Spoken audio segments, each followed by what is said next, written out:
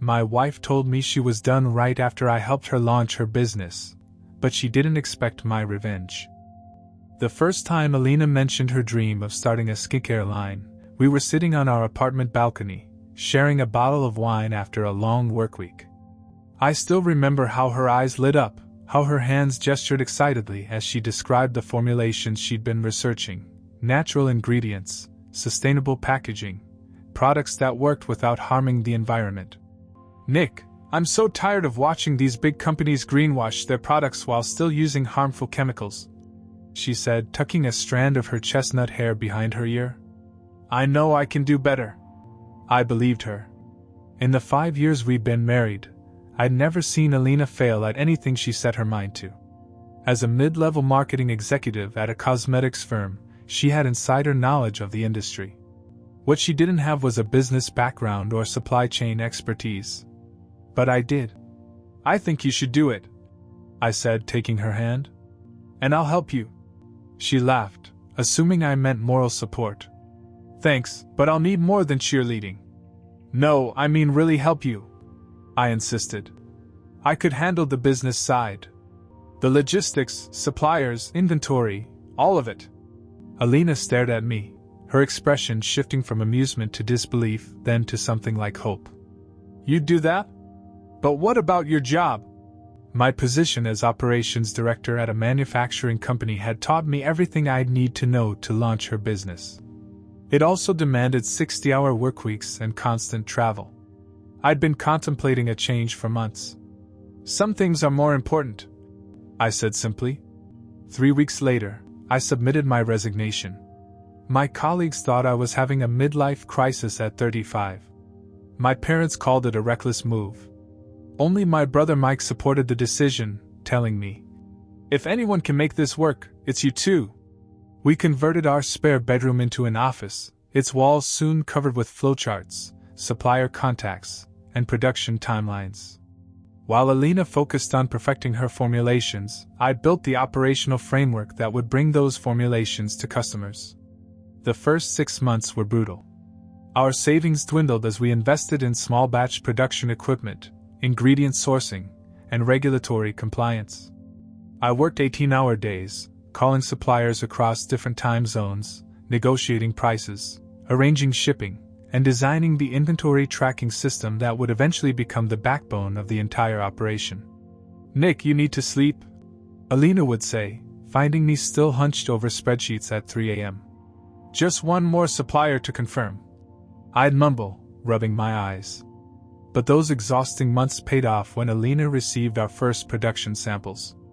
I'll never forget how she cried, holding the elegant glass bottle with our logo, her logo, really, since she'd designed it, embossed on the recycled paper label. "We did it," she whispered, leaning against my shoulder. "You did it," I corrected her. "This is your vision. I'm just making sure it reaches people." That became our rhythm. Alina created stunning products and handled customer-facing operations. I built the invisible infrastructure that made everything run smoothly. I developed relationships with organic ingredient farmers across 3 continents, ensuring we always had premium supplies at fair prices. I designed a modular packaging system that could scale from small batches to mass production without compromising our sustainability commitment. I created a proprietary inventory management system that tracked every component from raw material to finished product. When we launched our website, orders trickled in slowly. Then a well-known clean beauty influencer discovered Alina's signature face oil and raved about it to her millions of followers. Suddenly, we were overwhelmed with demand. "How are we going to fulfill all these orders?" Alina panicked, staring at the notification pings that wouldn't stop. I just smiled and showed her the contingency plan I'd already prepared. "I've been in talks with a fulfillment center that specializes in eco-friendly brands. They can handle the volume, and I've worked out a staggered delivery schedule that won't compromise quality." Alina threw her arms around me. "You're amazing! I don't know what I'd do without you." As our company grew, Alina's public profile did too. She became the face of the brand, giving interviews, appearing on podcasts, attending industry events. I encouraged her to step into the spotlight while I maintained my behind-the-scenes role, fine-tuning our operations and preparing for expansion. "You should come to this conference with me," she'd occasionally suggest. "You deserve recognition too." "I'm good right where I am," I'd reply. And I meant it. I didn't need public accolades to feel satisfied with my contribution. Seeing her succeed was enough. By our third year, we'd expanded to a proper office with a small staff. Everyone adored Elena, her creativity, her passion, her charisma. They didn't see the late nights I spent troubleshooting supply chain issues or the weekends I dedicated to perfecting our production process. They didn't know that when a crucial Indonesian supplier threatened to pull out, I flew across the world on 2 hours' notice to salvage the relationship. They didn't realize that the seamless operation they took for granted existed because I anticipated problems before they arose. And I never minded. This was our dream, Elena's dream that had become mine too. We were building something meaningful together. At least, that's what I thought. The day everything changed started like any other. We just secured nationwide distribution with a premium retail chain, a milestone we'd been working toward for years. The launch event had been a triumph, with beauty editors and industry insiders raving about our products. I'd spent the evening in the background as usual, making sure everything ran perfectly while Elena dazzled the crowd. "Let's celebrate this weekend," Elena said as we drove home. "Just the two of us. We've earned it." I squeezed her hand, thinking how lucky I was to be married to someone with whom I could share both love and purpose. "It's a date." Little did I know that the celebration she had in mind would shatter everything we'd built together, not just our business, but our life. That Saturday, I woke early to prepare Elena's favorite breakfast, avocado toast with poached eggs and the special Ethiopian coffee we saved for celebrations. I arranged everything on a tray with a single lily from our garden, the first bloom of spring. A new beginning, I thought, for our business and perhaps for us. The nationwide launch meant we could finally breathe a little, maybe even take our first real vacation in years. When Elena came downstairs, she looked different. Her usual warm smile was replaced by a tight-lipped expression that didn't reach her eyes. She glanced at the breakfast tray and sighed. "We need to talk, Nick," she said, ignoring my offering. Those 4 words, the harbinger of catastrophe in any relationship. Still, I wasn't prepared for what came next. We sat at the kitchen table, the breakfast growing cold between us. I waited for her to thank me for my dedication, perhaps propose that getaway we'd been postponing. Instead, she folded her hands and looked at me with clinical detachment. "I think I've outgrown this marriage," she said. The words didn't register at first. "What do you mean?" "I mean I'm done, Nick. The business is taking off in directions I never imagined. I'm meeting incredible people, exploring new opportunities. And you..." She paused, searching for words that wouldn't sound as cruel as they inevitably would. "You're still the same person you were when we started. The same person who gave up everything to build your dream?" The words escaped before I could stop them. Elena's expression hardened. "That's exactly what I'm talking about. You're always in the background, always behind the scenes. Do you know how frustrating it is to be married to someone so invisible? So controlling about every aspect of the business, yet so unwilling to step into the spotlight? I thought that's how we worked best together. You as the face, me as the foundation.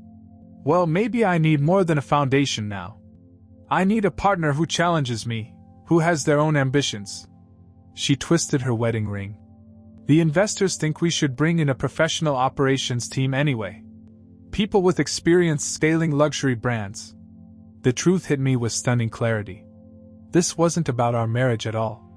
She'd secured the investors, the distribution deal, the PR team, all the external validation she craved. Now she was shedding the parts of her life that reminded her of her humble beginnings. Including me. "How long have you been planning this?"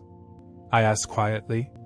"It's not like that," she insisted, though her averted gaze told me otherwise. "It's just evolved naturally. Like the business." "Nothing about our business evolved naturally," I said. Every success was engineered through thousands of hours of work. Work that I did while you collected the applause. She flinched but recovered quickly. This is why it's not working, Nick. You're bitter. You resent my success. I helped create that success. And I'm grateful, she said, her tone suggesting anything but gratitude. The company can retain you as a consultant if you want. You'd be well compensated. The absurdity of her offer, to hire me for the company I had built, rendered me speechless.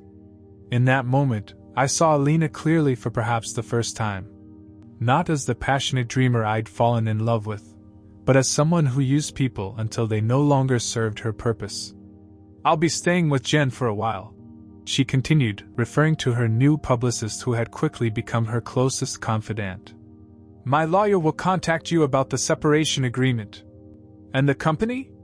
I asked, already knowing the answer. The business was always registered in my name, Nick. You knew that. I did know that. It had seemed logical at the time. Her recipes, her vision, her name on the products. What I hadn't anticipated was becoming collateral damage when she decided to rebrand her personal life as thoroughly as she had our packaging. She left that afternoon, suitcases packed with designer clothes purchased with our success, leaving behind the worn sweaters and jeans from our startup days.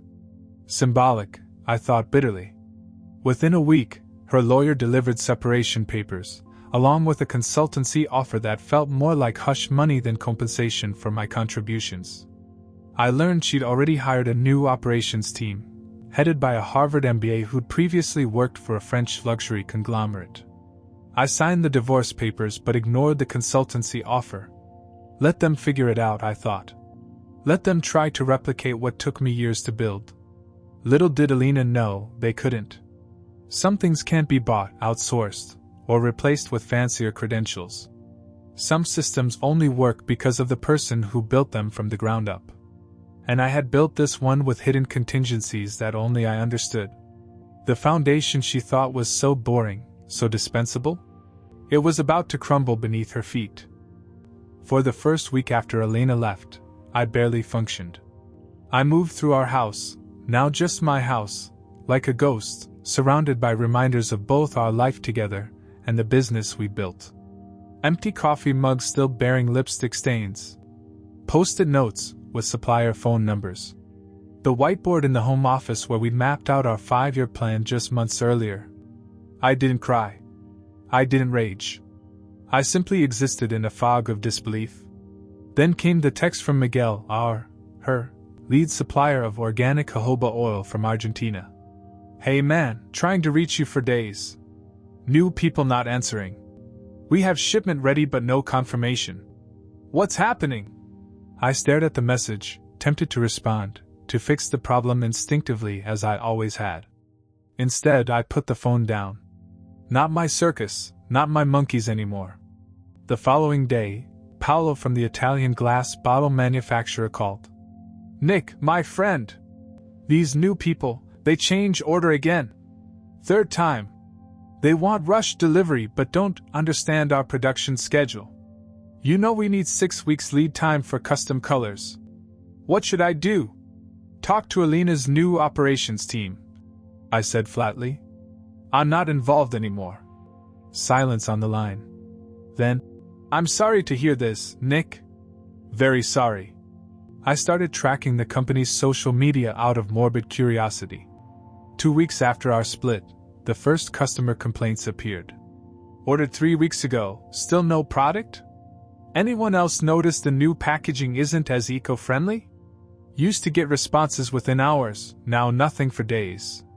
Small issues snowballed quickly in the direct-to-consumer space. I knew this. Alina knew this. Her new Harvard team apparently didn't. By the 3rd week, I noticed Sephora's website showing several of her bestsellers as temporarily out of stock. I checked with a friend who worked at their corporate office. Complete fulfillment disaster, she confirmed. They missed 2 major restocks and sent the wrong products for a big promotion. Your wife's team is promising fixes, but Sephora's giving them one more chance before pulling the line from the summer campaign. I felt a twisted satisfaction hearing this, followed immediately by guilt. Despite everything, I'd poured years of my life into building that business. Watching it flounder was like watching a ship I'd constructed sink into the ocean. Then came the Instagram story that changed everything. Alina, dressed in designer clothes at some rooftop industry event, champagne flute in hand, laughing with her new circle of beautiful people. The caption: "So grateful for my amazing new team. Taking Alina Naturals to heights I never imagined possible. Hashtag leveling up, hashtag new chapter." The casual erasure of my contribution ignited something in me. The numbness burned away, replaced by cold clarity. I opened my laptop and navigated to the cloud server where I maintained the back-end inventory system, the proprietary software I'd built from scratch that integrated our supply chain, production schedule, and fulfillment operations.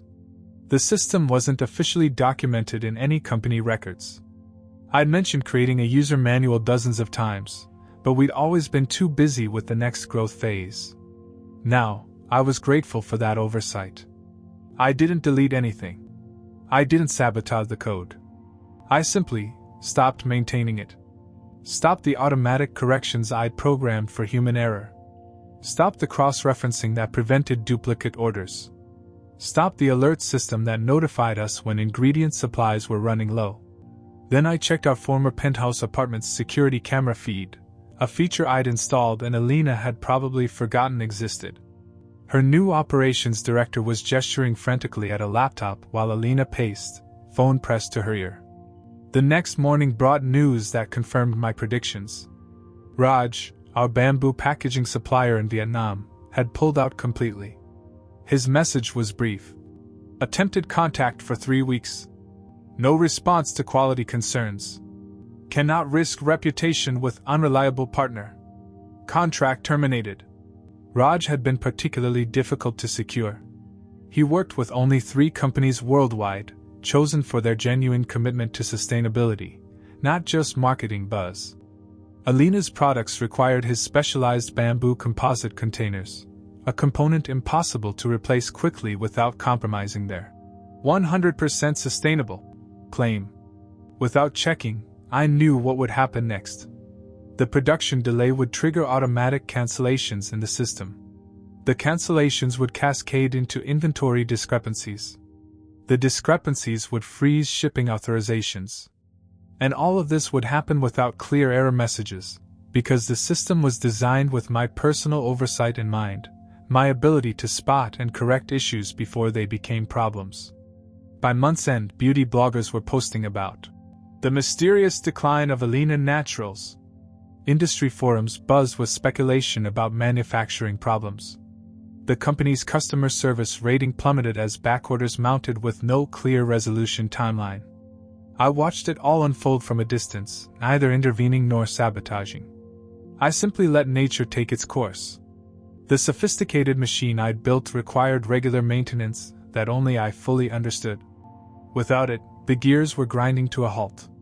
And Alina, who thought she'd outgrown me, was about to discover just how essential I had been all along. The inventory management system began as a simple spreadsheet 3 years ago. I still remember the night I realized our standard software couldn't handle our unique needs, particularly the short shelf life of organic ingredients and the complex sourcing from small-scale sustainable farms across different hemispheres. That night, fueled by determination and too much coffee, I started coding. By morning, I had the skeleton of something new, something tailored specifically to our operation.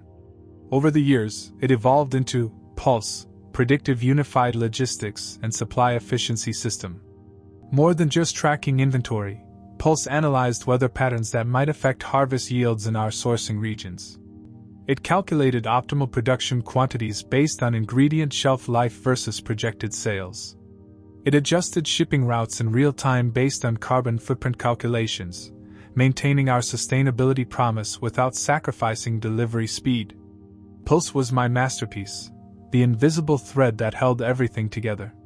And I had never fully documented how it worked. There were fragments of explanation in various company files, but the complete picture existed only in my head. I'd meant to create comprehensive documentation, but there was always something more urgent demanding attention. Honestly, I also enjoyed being the only one who could solve certain problems. It made me feel essential in a world where Alina collected all the visible achievements. Now, sitting in my new apartment, a sterile, modern space nothing like the warm home we'd shared, I logged into the private cloud server where Pulse lived. The dashboard displayed cascading failures across the system. Orders being entered twice. Shipments routed to the wrong fulfillment centers. Inventory counts that didn't match physical stock. Suppliers marked as contacted, when no communication had occurred. Without my daily adjustments and manual overrides, the sophisticated system was essentially having a nervous breakdown. I navigated to a subset of code I'd written 6 months ago. It calculated the precise timing for reordering our most unstable ingredient, an organic extract that lost efficacy after 60 days and came from a small cooperative in Thailand that required 3 months' notice for large orders. The code included a warning. System requires manual verification of current conditions in sourcing region. Do not automate this step. I'd emphasized this to Alina repeatedly. The software can't read between the lines of diplomatic tensions or understand how monsoon season affects harvests. Someone needs to make judgment calls. She nodded impatiently. Yes, I understand. You've got it covered. But she hadn't understood. And now, either did her new team. According to the error logs, they'd been accepting the system's automated suggestions without the required human oversight. This explained the quality complaints. They were shipping products made with suboptimal ingredients because they didn't understand the verification protocols. I closed the laptop, feeling strangely calm. I hadn't sabotaged anything. I'd simply stepped away from a system that required my specific knowledge to function properly. My phone buzzed with a notification. A business news alert. Trouble at Alina Naturals? Stock dips 18% amid fulfillment concerns. I opened the article to find industry analysts speculating about operational mismanagement and supply chain fragility at the once promising brand. The piece mentioned that 3 major department stores had reduced their orders for the upcoming holiday season, citing reliability concerns. I set down my phone, feeling a complex mix of emotions. Vindication, yes, but also genuine sadness. Despite her betrayal, I had believed in our products. They were good, innovative, effective, truly sustainable in an industry full of greenwashing. Now they might disappear because Alina had discarded the very person who made them possible. My brother Mike called that evening.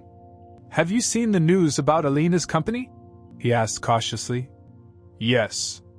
Are you okay with it?" I considered the question carefully. "I didn't cause this, Mike. I just stopped preventing it." "What does that mean exactly?" I explained about Pulse, how it required constant human guidance that only I fully understood. How I'd warned Alina we weren't ready to scale further without proper documentation and training. How she'd rushed ahead anyway, eager to join the big leagues. "So they're flying blind," Mike concluded. "With a very complicated aircraft," I added. "Could you fix it if you wanted to?" I hesitated. "Yes. In a day or 2, probably." "Will you?" "She hasn't asked," I said simply. But even as I spoke those words, my phone lit up with a number I hadn't seen in weeks. Alina's personal cell, not her assistant, not her lawyer. Her. "Speak of the devil," I murmured to Mike. "I should take this." "Be careful," he warned. "Remember what she did." I ended the call with my brother and stared at Alina's name on my screen. After everything that had happened, after the way she discarded me, I still felt a pull, not just to her, but to the business we'd built together. I let the phone ring 4 times before answering, giving myself those precious seconds to remember that this wasn't about us anymore. This was business. And in business, as Alina had so painfully taught me, sentiment had no place. "Nick? Are you there?" Alina's voice sounded different, strained, uncertain, missing its usual confidence. I remained silent a moment longer, absorbing the strange reversal. For years, I'd been the one seeking her attention, trying to pull her away from some business crisis to focus on us. "I'm here," I finally replied, my tone deliberately neutral. "It's good to hear your voice," she said, attempting warmth. "How have you been? Let's skip the small talk, Alina. What do you need?" A pause, then a sigh. "I was just checking in. It's been a while, and I thought." "You thought wrong," I interrupted. "We're not friends catching up. We're not anything anymore. Remember?" Her composure cracked slightly. "Nick, please. I know things ended badly between us." "Things didn't end badly, Alina. You ended them badly. There's a difference." Another pause. I could picture her regrouping, recalibrating her approach. She'd always been skilled at shifting strategies mid-conversation. "You're right," she conceded, her voice softening. "And I'm sorry about that. I handled it poorly." Under different circumstances, this half-apology might have meant something. Now, with industry news of her company's implosion as backdrop, it felt like transparent manipulation. "Is that all?" I asked. "Actually," she hesitated, "I was wondering if you might have time for coffee sometime this week. Just to talk. About? Just things. Life. The business, maybe." There it was. I almost laughed at the predictability. Which part of the business specifically? The order fulfillment issues? The supplier who terminated your contract? Or maybe the inventory system that seems to be malfunctioning? The silence that followed told me everything. I could almost see her perfect features arranging themselves into that practiced look of vulnerable sincerity she used in negotiations. "We're having some operational challenges," she finally admitted. "Nothing we can't handle, but your investors are panicking." I finished for her. "Your retail partners are reducing orders. Your customers are complaining on social media. That about right? How did you?" "It's all public information, Alina. Your company is imploding, and everyone can see it." Her controlled facade finally crumbled. "Fine. Yes. We're in trouble. Is that what you want to hear? That I'm failing? That I need your help?" "I don't want to hear anything from you," I said honestly. "I've moved on." "Have you?" she challenged, a flash of the old Alina breaking through. "Because it sounds like you're enjoying this." "I'm not enjoying watching something I helped build fall apart. But I'm not responsible for saving it either." "Nick, please," she said, her voice dropping to a whisper. "The board is threatening to replace me. Everything we've worked for, is at risk. I'm offering a consulting contract. 6 figures, complete creative control over operations. Whatever you need." The desperation in her voice was real. For a moment, I felt a twinge of sympathy. Then I remembered her words. "You're too controlling, too boring, too behind the scenes." "You don't need me," I said, echoing her dismissal. "You need someone who challenges you, remember? Someone with their own ambitions. Not boring, behind-the-scenes me." She inhaled sharply. "I was wrong to say those things. I see that now. No, you were honest. Finally honest after years of using me to build your dream while planning your exit." "That's not fair," she protested. "I didn't plan." "Save it," I cut her off. "The timing was too perfect. Nationwide launch secured, major investors on board, press coverage at its peak. Then suddenly you've outgrown our marriage? You wanted the success without the person who made it possible." "That's not true." "It is true. And now you're discovering what happens when you build a future by stepping on the person who helped you rise." The line went quiet. I thought she might have hung up until I heard a muffled sound. Was she crying? "I didn't call to fight," she said finally, her voice thick. "I called because no one understands the systems like you do. Kevin, my operations director, he says there's something wrong with the inventory software. Something about manual verifications and override protocols. We're losing thousands every day, Nick. Sounds like a serious problem," I remarked, my tone deliberately casual. "Have you tried turning it off and on again?" "This isn't a joke," she snapped. Real people's jobs are at stake. People who had nothing to do with our personal issues. She was right about that, at least. The staff who'd always been kind to me, who worked hard and believed in the product, they didn't deserve collateral damage. I'll email Kevin the basic troubleshooting steps, I conceded. But I'm not coming back, not even as a consultant. Why not? The plaintive note in her voice almost made me waver. Almost. Because you made your choice, Alina. You chose the company over us. Now you get to live with the consequences. So this is revenge, she said bitterly. No, I corrected her. This is me moving on, just like you did. The difference is, I'm taking my skills with me. I ended the call before she could respond, before my resolve could weaken. Then I opened my laptop and sent a brief email to Kevin with the most critical fixes for Pulse. Enough to stop the immediate bleeding, but not enough to restore the system to its full capability. It wasn't revenge, not exactly. But it wasn't forgiveness either. 6 months after Alina's desperate call, I stood in the sleek showroom of Elemental, my new skincare company.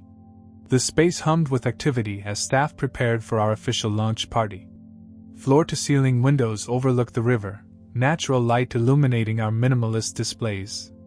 The aesthetic was deliberately different from Alina Naturals, cleaner, more refined, less bohemian. Final guest count is confirmed at 112. My executive assistant, Tara, reported. Including representatives from 3 major retail chains and that sustainability blogger you wanted to meet. Perfect. And the demonstration stations? Set up and tested. The interactive supply chain map is getting a lot of attention from the early arrivals. I nodded with satisfaction. The digital display showing our ingredient sourcing in real time had been my priority. Complete transparency about our operations, something Alina had always resisted as giving away trade secrets. Paolo, my Italian glass supplier, spotted me across the room and approached with open arms. Nick, the packaging is magnificent, even better than we discussed. He lowered his voice. Many of us were waiting for you to start something new, you know. We believed in you. I shook his hand warmly. I appreciate the loyalty. It means everything. And it did. When I had finally decided to launch Elemental, I'd been astonished by how many of our former suppliers had eagerly followed me. Miguel from Argentina. Raj from Vietnam. The organic chemist who'd helped formulate our most successful products. Even several staff members who'd quietly reached out after witnessing Alina Natural's decline. I hadn't poached them, I hadn't needed to. They'd come willingly, drawn by relationships I'd built over years of fair dealing and mutual respect. My phone buzzed with a news alert. Alina Naturals announces restructuring amid continued losses. I skimmed the article, noting the diplomatic language that couldn't quite mask the reality. The company was shrinking, cutting product lines, retreating from international markets. The basic fixes I'd provided had prevented total collapse, but without the full system architecture, they were operating at a fraction of their former efficiency. Recent photos showed Alina at industry events, her smile tight, her designer clothes a little less cutting edge. The board had brought in a co-CEO, relegating her to the creative side while financial decisions were made elsewhere. Everything okay? My brother Mike appeared at my elbow, looking sharp in a suit he'd bought specifically for tonight's event. I tucked my phone away. Just news about Alina's company. Still checking up on her? His tone held no judgment, just concern. Professional curiosity, I replied. Our industry is small. Mike studied me for a moment. You know, when she first left you, I wanted you to destroy her company completely. I was that angry on your behalf. I remember. But this, he gestured around the showroom. This is better. Building something new instead of tearing something down. It suits you. I smiled, realizing he was right.